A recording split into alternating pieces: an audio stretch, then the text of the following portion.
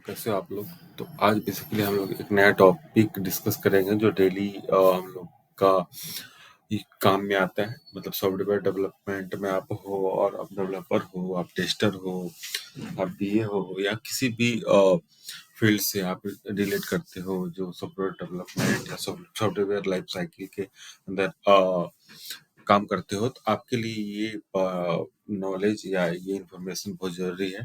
तो बेसिकली हम लोग एक एग्जांपल लेते हैं, उसके थ्रू हम लोग समझते हैं। एक सिंपल सा एग्जांपल लेते हैं। तो हम लोग सबसे पहले क्या करेंगे, एक डायग्राम बनाते हैं। ठीक है, नाम से समझ पा रहे हो CICD क्या होता है, हम लोग एक्सप्लेन करेंगे। ठीक है,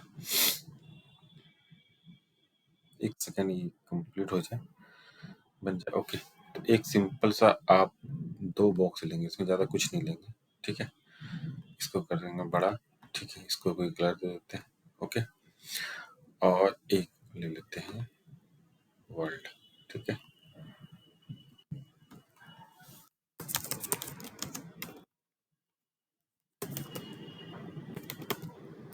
लाइन, ऑनलाइन या लाइव। ओके,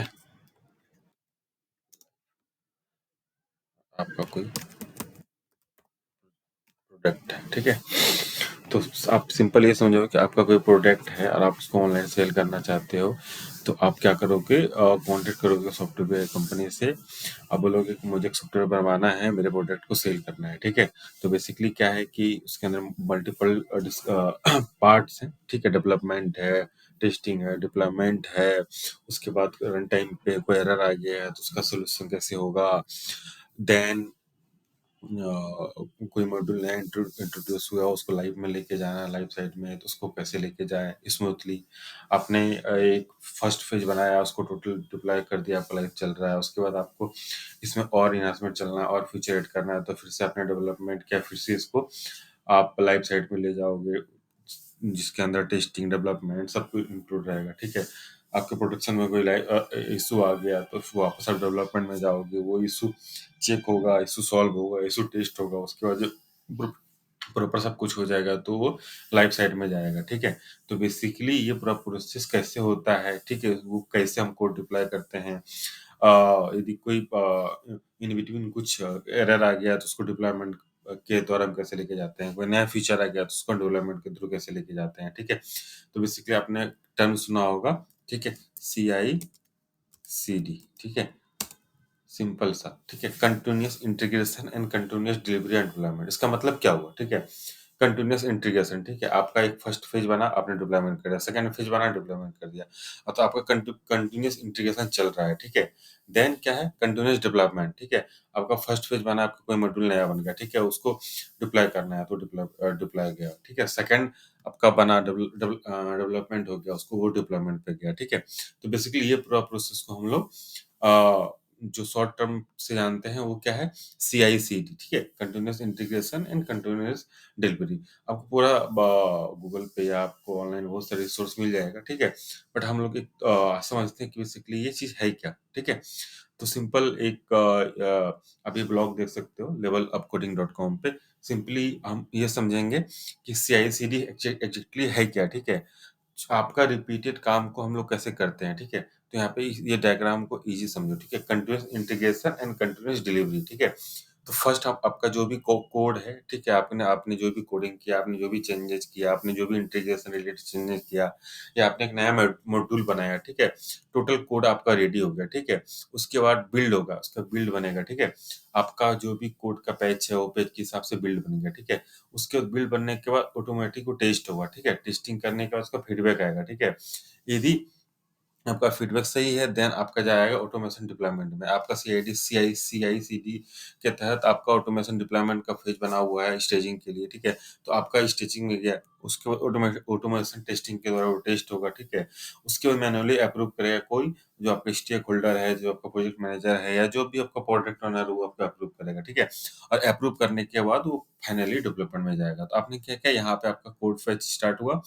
टोटल प्रोसेस के थ्रू गया। तो ये फर्स्ट वाला प्रोसेस जो है आपका कोड डिप्लॉयमेंट का, टेस्टिंग के साथ वो टोटल कंटिन्यूस इंटीग्रेशन का हो गया और कंटिन्यूस डिलीवरी का होगा कि स्टेजिंग पे आया और टेस्टिंग हो गया, अप्रूव हो गया, मर्ज जो भी आपने कोड बनाया, कोड बना के मर्ज रिक्वेस्ट बनाया, मर्ज रिक्वेस्ट टेस्टिंग हुआ, कोड रिव्यू हुआ, कोड रिव्यू होने के बाद डेवलपमेंट में गया, उसको अप्रूव किया, अप्रूव करने के बाद उसने स्टेजिंग सर्वर पे आपने देखा सब कुछ सही चल रहा है, देन आपका मैनुअल अप्रूवल जो भी आपके स्टॉक होल्डर सब आप उससे आपका अप्रूवल के बाद आपने फाइनली डिप्लॉयमेंट कर दिया। तो ये पूरा प्रोसेस जो है वो सीआईसी आईसीडी के अंदर आता है, ठीक है? इज़िली आप यहाँ पे देख पा रहे हो।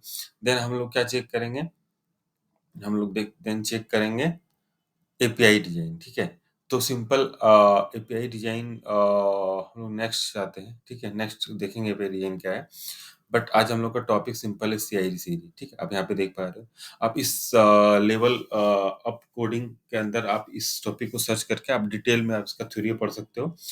थ्योरी हम लोग बेसिकली एक्सप्लेन करेंगे, ठीक है? आप इसको डिटेल में आप समझना चाह सकते हो, आप तो डिटेल में आप इसका पढ़ सकते हो, ठीक है? डिटेल में जो भी क्या होता है, सीआईसीडी क्यों यूज़ करते हैं, ठीक है?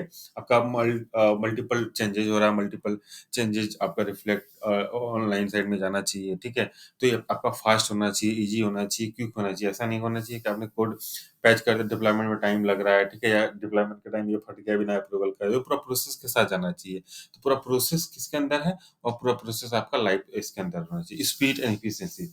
यदि आप एक प्रॉपर सीआई/सीडी फ्लो करोगे तो आपका स्पीड जो भी आपका कोड डिप्लॉयमेंट का है वो स्पीड होगा, एफिशिएंसी होगा, ठीक है? आपके सिक्योरिटी के बिहाफ पे या आपका स्केलेबिलिटी के यहाँ पे आपका परफेक्ट परफेक्ट होगा, ठीक है? मतलब ईज़ी वे पे आप इसको कर सकते हो, ठीक है? एनहांस कोड क्वालिटी, सही बात है। यदि आपका कोड यदि मल्टीपल चेक पॉइंट के थ्रू जाएगा, कोड रिव्यू होगा, टेस्टिंग होगा, तो आपके जितने भी बग्स हैं या जितने भी आपका चैलेंजेज है वो आप सब कुछ कंप्लीट करके आप अपना कोड लाइव में जाओगे तो आपका कोड फटने का डर कम रहेगा। तो उससे क्या होगा कि आपको मल्टीपल वर्क नहीं करना पड़ेगा, ठीक है? सिंपल सी बात है। इम्प्रूव कोलैबोरेशन, सही बात है। यदि आप एक प्रॉपर फ्लो करोगे तो कोलैबोरेशन आपका सही होगा, ठीक है? आपका जो कोड चेंजेज है वो सबको पता चलेगा। आपने नया मॉड्यूल डिप्लॉयमेंट किया, आपने उसको अप्रूव कराया, टेस्टिंग को पता चला, उसने मल्टीपल टेस्ट नेगेटिव टेस्टिंग किया, पॉजिटिव टेस्टिंग किया, उसके थ्रू आपका कोड गया, ठीक है? तो ये सारे पॉइंट आप पढ़ सकते हो, ठीक है? आप प्रैक्टिस भी कर सकते हो। एक एक हम लोग सिंपल डायग्राम के थ्रू इसको भी समझते हैं। सिंपल डायग्राम क्या है? आप यहाँ पे देख रहे हो सीआईडी सेल्फ एक्सप्लेन। मैं इसको एक्सप्लेन करता हूँ, आप इसका डिटेल इस ब्लॉक में देख सकते हो। तो इस फर्स्ट पॉइंट में क्या है? ये सोर्स, इस पॉइंट में आप फोकस करोगे तो आपने आपने कोडिंग किया, आपने डेवलप किया, आपने गिट ब्रांच से सेपरेट ब्रांच काटा, ठीक है? आपने कोड आपका जो मॉड्यूल है आपने कोड लिखा, कोड टेस्टिंग किया आपने लोकल में टेस्टिंग करने के बाद आपने अब आपका कोड रेडी हो गया, ठीक है? अब आप क्या करोगे? आप मतलब कोई भी क्लाउड एज़्योर डेवऑप्स से या एडब्ल्यूएस क्लाउड से या गूगल क्लाउड के विद के हेल्प से आप अपना कोड सीआई/सीडी पाइपलाइन के थ्रू आप लोग यहाँ पे बिल्ड कर सकते हो। उसके लिए आप जेनकिन्स यूज़ कर सकते हो, कार्डेल यूज़ कर सकते हो, सर्किट सीआई यूज़ कर सकते हो, बहुत सारे ऑप्शंस हैं, ठीक है? तो आप जेनकिन में आप एक सिंपल सा स्क्रिप्ट बनाओगे कि आपका कैसे डिप्लॉयमेंट होगा, ठीक है?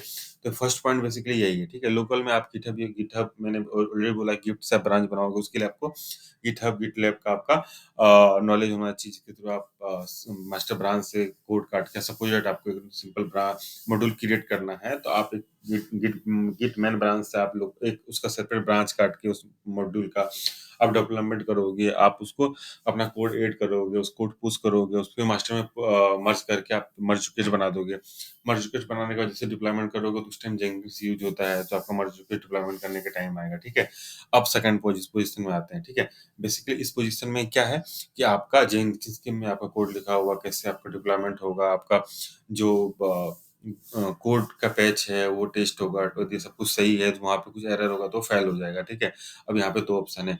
इसके थ्रू आपने जैसे कोड मर्ज किया 2 ऑप्शन हो सकता है। यदि कोई जेनकिन्स में आपने जो भी स्क्रिप्ट बनाया उसके उसके अकॉर्डिंग आपका कोई कोड में एरर है तो फेल हो जाएगा, ठीक है? फेल होके वापस आपको बैक टू फेल्ड का मैसेज नोटिफिकेशन आ जाएगा, तो आप उसको चेक करके वापस इसको रीबिल्ड कर सकते हो और वो वापस आ जाएगा। यदि पास हो फेल हो गया तो एक्सप्लेन ऑलरेडी मैंने कर दिया, पास होगा तब आ जाएगा उसका स्टेजिंग सर्वर पे, ठीक है? स्टेजिंग सर्वर पे आप एडब्ल्यूएस कोड को डिप्लॉय यूज़ करते हो या एज़्योर का डेवऑप्स यूज़ करता है जो मैंने पहले बताया, या गिटहब एक्शन यूज़ कर सकते हो, या आपका आर्गो यूज़ कर सकते हो। इतने सारे आपका टूल्स है जिसके हेल्प से आप स्टेजिंग सर्वर पे कोड डिप्लॉयमेंट कर सकते हो, ठीक है?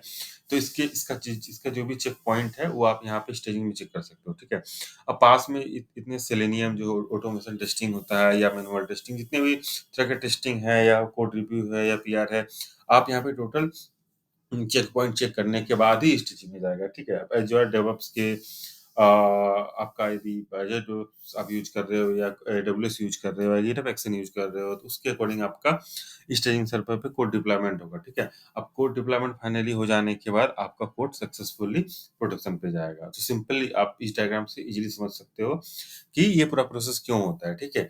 तो बेसिकली कोई भी सॉफ्टवेयर बनता है या कोई भी एक ई-कॉमर्स का साइट बना, वो फर्स्ट पेज पे उसका प्रोटेक्शन हो गया और वो लाइव हो गया, ठीक है? अब नेक्स्ट पेज पे उसको उसका नया फीचर ऐड करना है या सर्चिंग ऐड करना है या उसका एक्शन पेज चेंज करना है या लिस्टिंग पेज चेंज करना है या लिस्टिंग पेज मॉडिफाई करना है, तो बार-बार ये कोड चेंज होगा, बार-बार आपको कोड डिप्लॉयमेंट करना पड़ेगा। तो मैन्युअली तरीके से कोड डिप्लॉयमेंट करोगे, आपको कोड ब्रेक होने का डर रहता है या आपको कोड कोलैप्स होने का डर रहता है। आप कोई चीज़ उसको ट्रैक नहीं कर पाओगे, आपके पास लॉग्स नहीं रहता है। लेकिन आप सीआई/सीडी पाइपलाइन के थ्रू आपके पास total action by Excel checkpoint के थ्रू जाता है, तो आप उसे ट्रैक कर पाओगे कि आपका कोड प्रॉपर गया है कि नहीं गया है, कहाँ फटा, ठीक है? उसका आप कोड रिव्यू भी कर सकते हो। ये पूरा प्रोसेस जो है वो सीआई/सीडी के अंतर्गत आता है, ठीक है? तो आप इसको डिटेल यहाँ पे इस लिंक को मैं पेस्ट कर दूँगा। डिटेल यहाँ पे आप देख सकते हो, ठीक है? आप यहाँ पे थ्योरी थ्योरी के माध्यम से भी आप चेक कर सकते हो। बेसिकली सिंपल है कि आप आपका एक प्रोडक्ट है, उसको लाइव पे करना है, तो आपने फर्स्ट पेज पे सिंपल वेबसाइट बना दिया, सेकंड पेज पे आप उसका मोबाइल ऐप बना रहे हो, थर्ड पेज पे आप उसको ओमनी चैनल के अंदर डेटा सेंड करना चाहते हो किसी किसी के अंदर, फर्स्ट पेज पे आपने एक लिस्टिंग पेज बनाया, ठीक है? उसका मॉडिफाई करना चाहते हो, उसमें आप और भी सर्चेबल एट्रीब्यूट ऐड करना चाहते हो या और भी कुछ उसका लेआउट चेंज करना चाहते हो, तो उसका कोड लेवल का चेंज हमेशा चलता रहता है, ठीक है? तो यदि आप सीआई/सीडी यूज़ नहीं करोगे, तो आपको डायरेक्टली कोड चेंज करके कॉपी पेस्ट करके आपको कोड डालना पड़ेगा डायरेक्ट प्रोडक्शन में। फटने का डर रहता है, आपका साइट बैठ जाएगा या कुछ भी छोटा-सा भी एरर आ गया तो ब्लैंक पेज आएगा या एरर दिखने लगेगा, जो यूज़र फ्रेंडली नहीं होता है, ठीक है? इसलिए हम लोग सीआई/सीडी यूज़ करते हैं, ठीक है? तो अभी के टाइम पे क्लाउड प्रोवाइड करा रहा है सीआईडी से, अच्छा आप एज़्योर यूज़ करो, एज़्योर डेवऑप्स यूज़ कर सकते हो या एडब्ल्यूएस को कोड डिप्लॉय यूज़ कर सकते हो, ठीक है? तो बेसिकली ये पूरा फ्लो है। मैं आपको ये लिंक दे दूँगा, आप इसको डिटेल में देख सकते हो, ठीक है? इस वीडियो में इतना ही। Thank you so much. Video अच्छा लगा तो आप लाइक कर सकते हैं, कुछ इश्यू हुआ तो आप कमेंट कर सकते हैं। Thank you so much.